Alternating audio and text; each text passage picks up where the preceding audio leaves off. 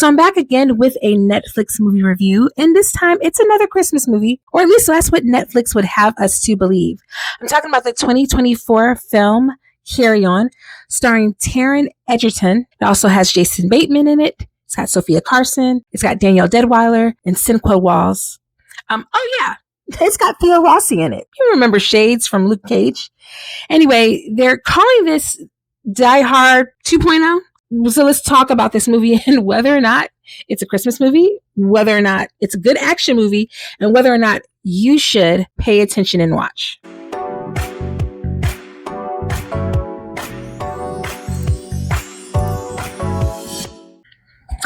Okay, so I got a chance to watch this movie this weekend with my husband as we were celebrating our 18th wedding anniversary. My God in heaven. Can't believe I'm that old.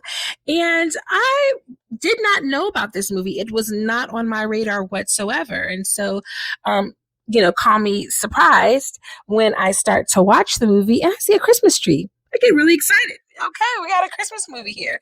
And of course, it is an action movie. Once the credits start to roll, I see the names attached to this, and I get very excited because I have had a lot of good luck recently with movies with Danielle Deadwyler and Cinqua Walls. So I was really excited about this. Now, Taron Egerton is someone who I'm familiar with his work.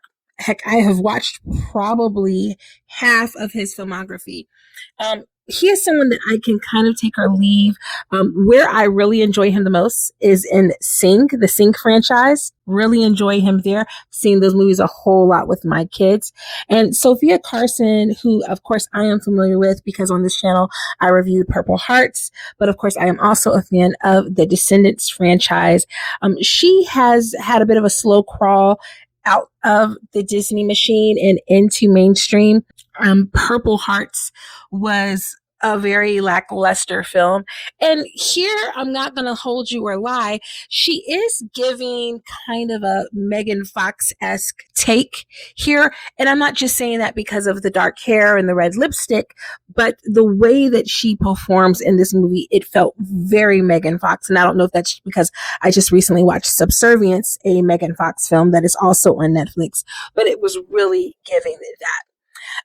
I don't know that this is a spoiler because the movie does try its darndest to hide the villain, and I will be spoiling that in this movie. But before we do any of that, let me give you a summation of this movie so that you can kind of have some idea of what you're going into if you haven't had a chance to watch it. So Taron Egerton plays a young man by the name of Ethan who has just learned that his girlfriend is pregnant.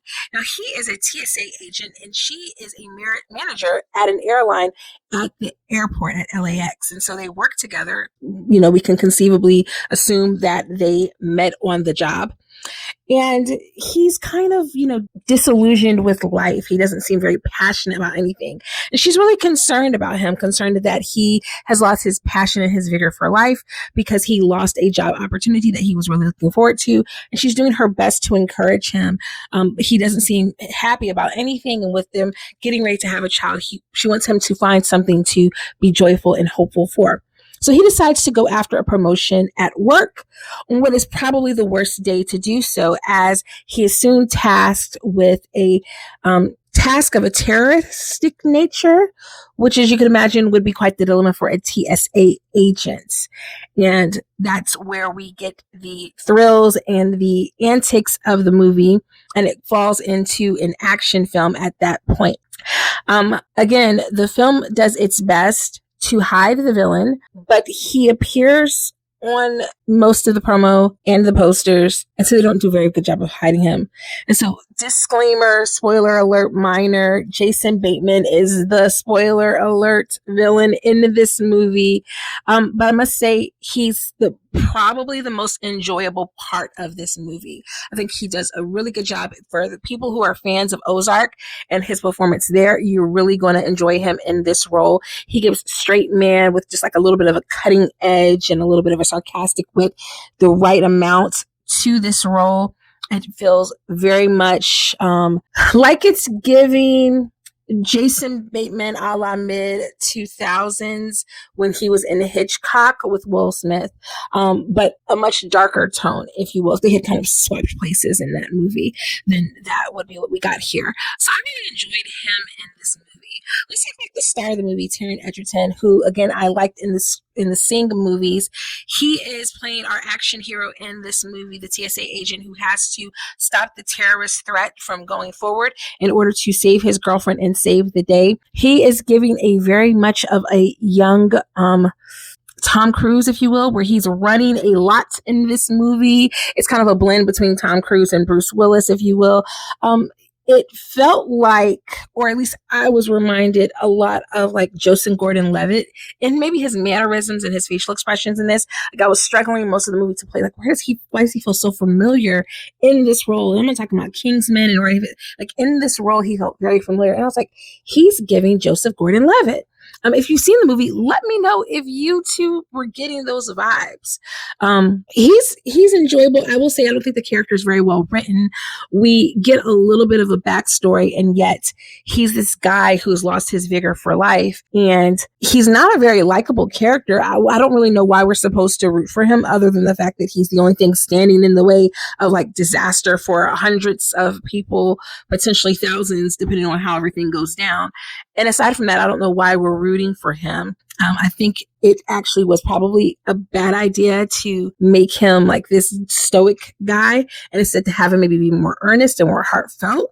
But someone who, for whatever reason, his failed potential just didn't get out. I think it was just the wrong backstory for that character.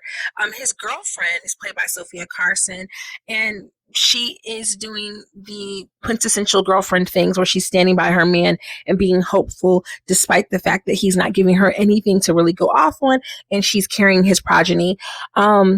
She's beautiful. She seems like she's a witty gal, except for where she is running for her life in the airport and doesn't run to someone who can actually help her.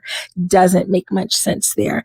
Let's talk some of the other characters in this movie. You have Sinqua Walls, who is popping up in all kinds of things. I really like when he pops up in rom-coms. I think he does really well there. He's good as kind of the BFF, but I will say this, as a Black woman watching this movie, it did not escape me that almost every bad thing that happens in this movie, with the exception of like the inciting incident in the opening montage or opening sequence, happens to a person of color. And I just wonder, where was the person on set to say, okay, aside from, the villainous Russians, we've got one person of color down, two person of colors down, a person of color who's going to lose their job. Like, it's just a lot. It was a lot. It was very noticeable to me. Let me know in the comments if you noticed it as well. And then we have the woman of the hour, the woman after my own heart, Danielle Deadwyler, who is in a phenomenal movie on Netflix, The Piano Lesson, that I have not had a chance to sit down and make a long form video for. So that will be coming hopefully very, very soon. Again, that movie was directed by Malcolm Washington. But right now we're talking about this movie. And she is someone who just has so much range. I mean, of course, she captivated audiences playing the mother of Emmett Till in the movie Till. She was phenomenal in that. She was in the movie that kind of really brought her to my purview, which is The Harder They Fall, another Netflix movie where she played Cuddy. If you know, if you've seen The Harder They Fall, she was like amazing in that movie, completely unrecognizable. And then of course she was in The Piano Lesson. She's been in a bunch of stuff, like so many things. And so here she plays a LAPD detective.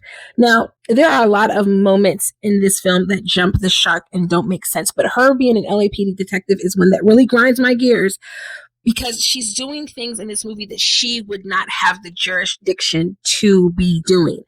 And it bugs me to no end. I think it was just a small change. Like, why could they not make her an FBI agent, or someone who worked with Homeland Security, someone who worked at LAX is one of the biggest airports. I would imagine they would have their own agents maybe at the airport. I don't know. I didn't do the research for this film, but it just was very unbelievable several of her moments just because she wouldn't have jurisdiction to be doing some of the things that she's doing. But alas, aside from that, she does her best with the role, even little touches where we get to meet the character, get her taste in music, find out that she has a family that she's trying to get home to spend time with. So she does try to personalize and humanize this character, but there's just so little backstory. We don't really get to know these people. I feel like we get to know the villainous character, who's just known kind of as the Traveler, way better than we get to know the named characters in the movie, which, it's an action movie, so I don't expect much from the dialogue in an action movie, but I will say with a cast like this, I was hoping for a bit better. So should you watch this movie before we run out of time for this video and I give you my overall rating? I will say this: if you're an action fan like my husband and you like killing and you like explosions and you like bombs and you like all of the things, you will probably enjoy this movie. He would definitely give it 4 stars out of 5. If you are like me, who you like a little bit higher quality, the CGI work wasn't great.